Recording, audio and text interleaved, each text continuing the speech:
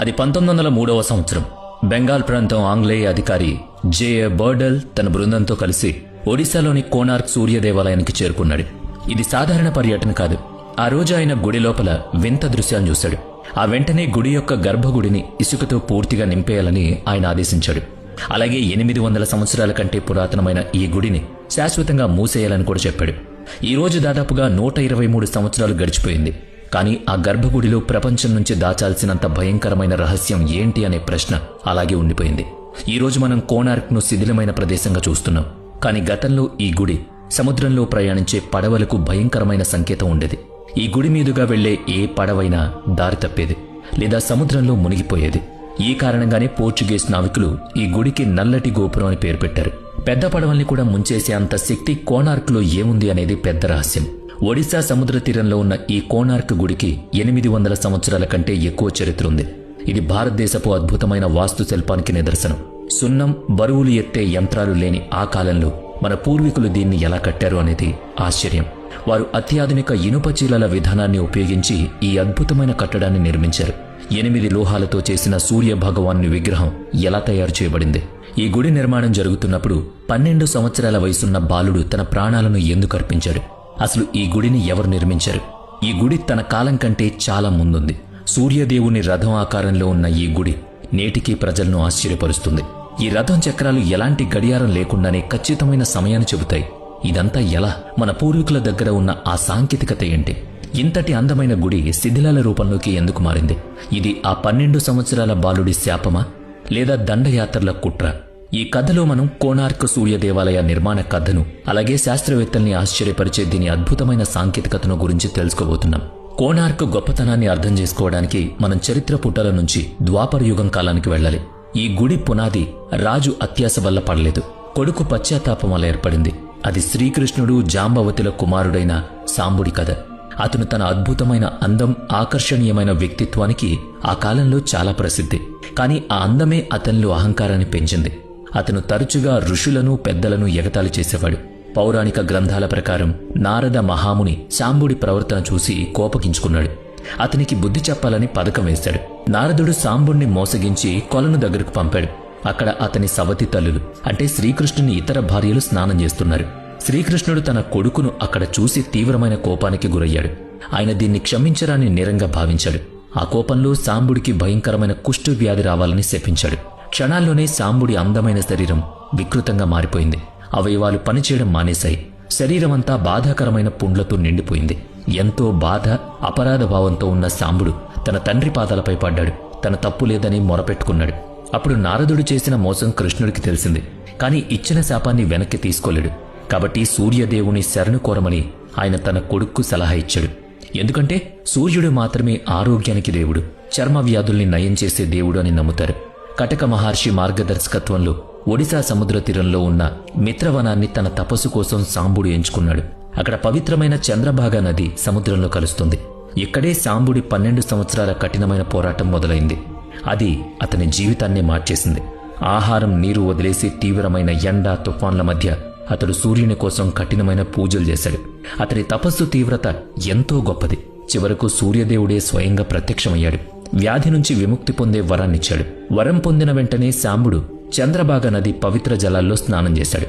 అతని శరీరం మళ్లీ మునుపటిలా ఆరోగ్యంగా, ప్రకాశవంతంగా మారింది. ఎంతో కృతజ్ఞతతో సాంబుడు అదే స్థలంలో సూర్యదేవుడికి గొప్ప గుడిని నిర్మించాలని నిర్ణయించుకున్నాడు. స్థానిక కథల ప్రకారం నదిలో స్నానం చేస్తున్నప్పుడు సాంబుడికి సూర్యదేవుని అద్భుతమైన విగ్రహం దొరికింది. అతడు అదే విగ్రహాన్ని అక్కడ ప్రతిష్ఠించాడు. దానినే నేడు మనం కోనార్క్ అని పిలుస్తున్నాం. కోణ అంటే దిశ లేదా మూల అని అర్థం. అంటే సూర్యుడు అని అర్థం. ఆ విధంగా కోనార్క్ కేవలం కట్టడం మాత్రమే కాదు, అది సాంబుడి భక్తికి, సూర్యుని స్వస్థత శక్తికి సజీవ సాక్ష్యం. అందుకే ఈనాటికి మాఘ శుక్ల సప్తమి లేదా దశమి రోజున వేలాది మంది భక్తులు చంద్రభాగ నదిలో పుణ్యస్నానాలు చేసి ఆ పురాతన సాంప్రదాయాన్ని పాటిస్తున్నారు. అయితే ఈ కథ మనకు ధార్మిక గ్రంథాల్లో కనిపిస్తుంది. కానీ చరిత్ర ప్రకారం ఈ గుడి నిర్మాణం గంగ వంశానికి చెందింది. పూరీ జగన్నాథుని గుడిని నిర్మించింది కూడా వీళ్లే. ఇప్పుడు మనం కోనార్క్ సూర్య దేవాలయం అసలు చరిత్ర, దాని రహస్యాల గురించి మాట్లాడుకుందాం. కాలక్రమేణా ఒడిశాలోని ఈ ప్రదేశం ప్రసిద్ధి చెందింది. 2వ శతాబ్దంలో గ్రీకు భూగోళ శాస్త్రవేత్త క్లాడియస్ టోలెమీ ఇక్కడికొచ్చాడు. ఆయన ఈ ప్రదేశాన్ని కన్నగర అనే ప్రసిద్ధి నౌకాశ్రయంలో పేర్కొన్నాడు. ఆ తర్వాత 7వ శతాబ్దంలో చైనా యాత్రికుడు హ్యుయాన్ సాంగ్ ఇక్కడికొచ్చాడు. వివిధ మతాలకు చెందిన ప్రజలు నివసించే ఎత్తైన అందమైన భవనాలు ఇక్కడ ఉన్నాయని ఆయన రాశారు. అయితే దీని అసలు చరిత్ర 13వ శతాబ్దంలో మొదలవుతుంది.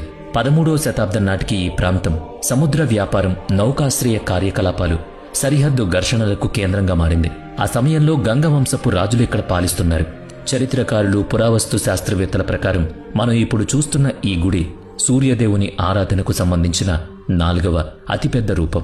ఈ అద్భుతమైన నిర్మాణాన్ని తూర్పు గంగ వంశానికి చెందిన గొప్ప రాజు లాంగుల నరసింహదేవ ప్రథముడు తన పాలనా కాలంలో నిర్మించాడు. చారిత్రక ఆధారాలు, ముఖ్యంగా కేందు రాగి శాసనం ప్రకారం ఈ గుడి నిర్మాణం పనులు 1238 నుంచి 1264 మధ్య కాలంలో పూర్తయ్యాయి. అయితే ఈ గొప్ప ప్రాజెక్టు వెనుక అత్యంత భావోద్వేగ ధార్మిక ప్రేరణ ఉంది. ఆ ప్రేరణ రాజమాత కస్తూరిదేవి నుంచి వచ్చింది.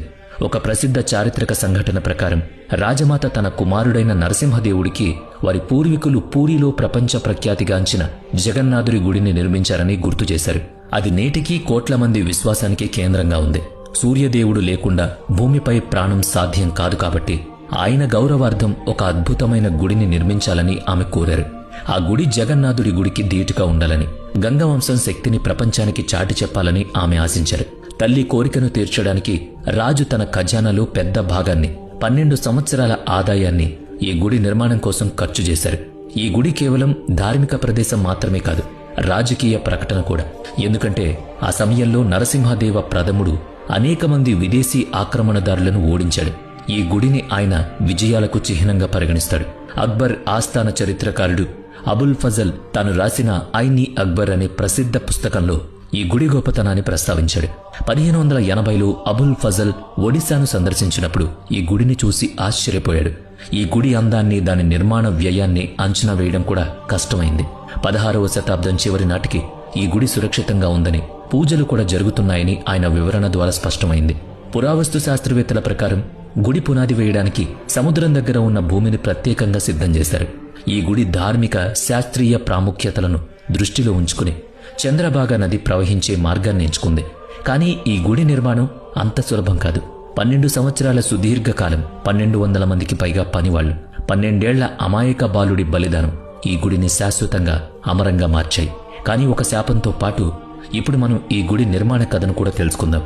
రాజు నరసింహదేవ ప్రథముడు ఈ అద్భుతమైన గుడిని నిర్మించాలని నిర్ణయించుకున్నప్పుడు ఆ కలను సాకారం చేయడానికి ఆ కాలంలో గొప్ప వాస్తు శిల్పి అయిన బిషు మహారాణాను ప్రధాన శిల్పిగా నియమించుకున్నాడు. బిషు మహారాణా ఆధ్వర్యంలో దేశవ్యాప్తంగా దాదాపు 1200 మంది అత్యంత నైపుణ్యం కలిగిన పనివాళ్లను ఎంపిక చేసి తీసుకొచ్చారు. చారిత్రక ఆధారాలు, మదాలపంజి వంటి గ్రంథాల ప్రకారం ఈ గొప్ప గుడి నిర్మాణానికి మొత్తం 12 సంవత్సరాల సమయం పట్టింది. ఇది సుమారుగా 1238 నుంచి 1264 మధ్య కాలంలో జరిగింది. రాజు తన రాజ్యంలోని 12 సంవత్సరాల ఆదాయానికి సమానమైన భారీ మొత్తాన్ని ఈ ఒక్క గుడి కోసం ఖర్చు చేశాడంటే ఈ ప్రాజెక్టు ఎంత పెద్దదో అర్థం చేసుకోవచ్చు. ఈ గుడి అసలు బలం దాని శిల్పకళ వెనుక దాగి ఉన్న పురాతన ఇంజనీరింగ్. అది నేటి ఆధునిక శాస్త్రవేత్తలను సైతం ఆలోచింపజేస్తుంది. ఆ రోజుల్లో సిమెంట్ లేదా యంత్రాలు లేవు. అప్పుడు రాళ్లను కలపడానికి ఒక అద్భుతమైన ఇనుప లాకింగ్ విధానాన్ని అభివృద్ధి చేశారు. పనివాళ్లు పెద్ద ఇసుకరాయి బ్లాక్ల మధ్య మందపాటి ఇనుప పలకలు, క్లాంప్లను ఉపయోగించారు. ఈ ఇనుప పలకలను రాళ్లలోని రంధ్రాల్లో ఒకదానితో ఒకటి గట్టిగా పట్టుకునేలా అమర్చారు. దీనినే నేడు మనం ఇంటర్లాకింగ్ విధానం అని పిలుస్తున్నాం. ఈ సాంకేతికత గుడికి స్థిరత్వాన్ని ఇవ్వడమే కాకుండా సముద్ర తీరంలోని ఉప్పుగాలి, భూకంపాల నుంచి నిర్మాణాన్ని రక్షించింది. బిషు మహారాణా చేసిన లెక్కలు ఎంత ఖచ్చితంగా ఉండేవంటే గుడిలోని ప్రతి భాగం బరువు పూర్తి సమతుల్యంగా ఉండేది. అత్యంత ఆశ్చర్యకరమైన విషయం ఏంటంటే ఈ ఇనుప పొరలను కేవలం బలం కోసం మాత్రమే ఉపయోగించలేదు. భారీ అయస్కాంత క్షేత్రాన్ని సృష్టించడానికి కూడా వీటిని వాడారు. అదే ఆ తర్వాత సూర్య భగవానుని విగ్రహాన్ని గాల్లో స్థిరంగా ఉంచడానికి ఆధారంగా మారింది.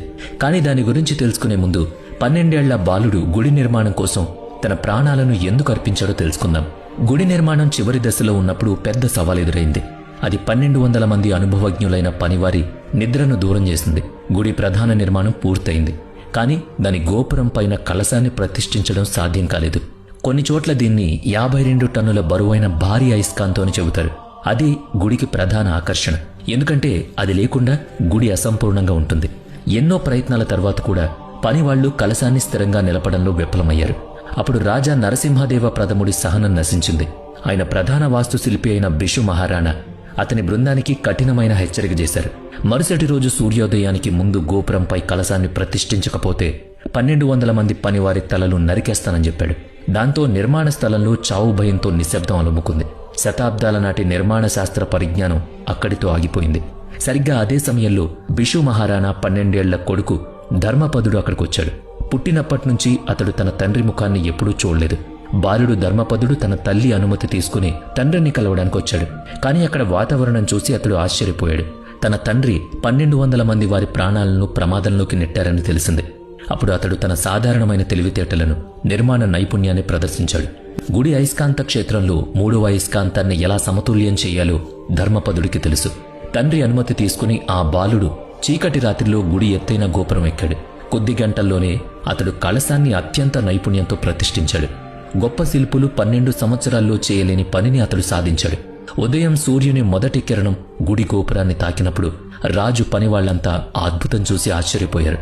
కానీ ఆ విజయం పెద్ద ముప్పుకు సంకేతం. 1200 మంది అనుభవజ్ఞులైన శిల్పులు చేయలేనిది 12 ఏళ్ల బాలుడు చేశాడని రాజుకు తెలిస్తే ప్రమాదం. వాళ్లందరినీ అసమర్థులుగా భావించి రాజు శిక్షించొచ్చని పనివాళ్లలో భయం మొదలైంది. తన తండ్రి గౌరవాన్ని, 1200 మంది పనివారి ప్రాణాలను కాపాడ్డానికి ధర్మపదుడు కఠినమైన నిర్ణయం తీసుకున్నాడు. అది వింటే నేటికి కళ్ళు చెమ్మగిలుతాయి. తన విజయాన్ని జరుపుకోవడానికి బదులుగా ఆ వీరబాలుడు గుడి గోపురం పైనుంచి చంద్రబాగ్ నదిలోకి దూకి తన ప్రాణాలర్పించాడు. కానీ అతని బలిదానం వృధా కాలేదు. నేడు ప్రపంచ వ్యతిరేక అయస్కాంత క్షేత్రం అని పిలుస్తున్న సాంకేతికతను మన భారతదేశంలో 800 సంవత్సరాల క్రితమే నిర్మించాడు. అదే ఇక్కడ గాలిలో తేలియాడే సూర్యదేవుని విగ్రహానికి ఆధారంగా మారింది. అలాగే సూర్యదేవుని రథానికి ఉన్న 7 గుర్రాలు గొప్ప శాస్త్రవేత్త ఐజాక్ న్యూటన్ సిద్ధాంతాన్ని ముందుగానే తెలియజేస్తున్నాయి. రథాలకు ఉన్న చక్రాలు నేటికి ఖచ్చితమైన సమయాన్ని చెప్తున్నాయి. ఈ గుడి రహస్యాలను తెలుసుకుని మీరు కూడా ఆశ్చర్యపోతారు. ఇప్పుడు మనం రహస్యాలను తెలుసుకుందాం. కానీ అంతకంటే ముందు ఈ కథనం మీకు నచ్చితే ఖచ్చితంగా లైక్ చేసి షేర్ చేయండి. కోణార్క్ గుడి కేవలం రాళ్లతో కట్టిన పెద్ద కట్టడం మాత్రమే కాదు. ఇది సనాతన ధర్మ వేదాలలో వర్ణించిన సూర్యదేవుని రూపానికి భౌతిక ప్రతిరూపం. రాజు నరసింహదేవ ప్రథముడు దీన్ని కళింగ వాస్తుశిల్ప శైలిలో అత్యున్నత స్థాయికి తీసుకువెళ్లాడు. గుడి మొత్తాన్ని అందమైన భారీ రథం ఆకారంలో రూపొందించారు.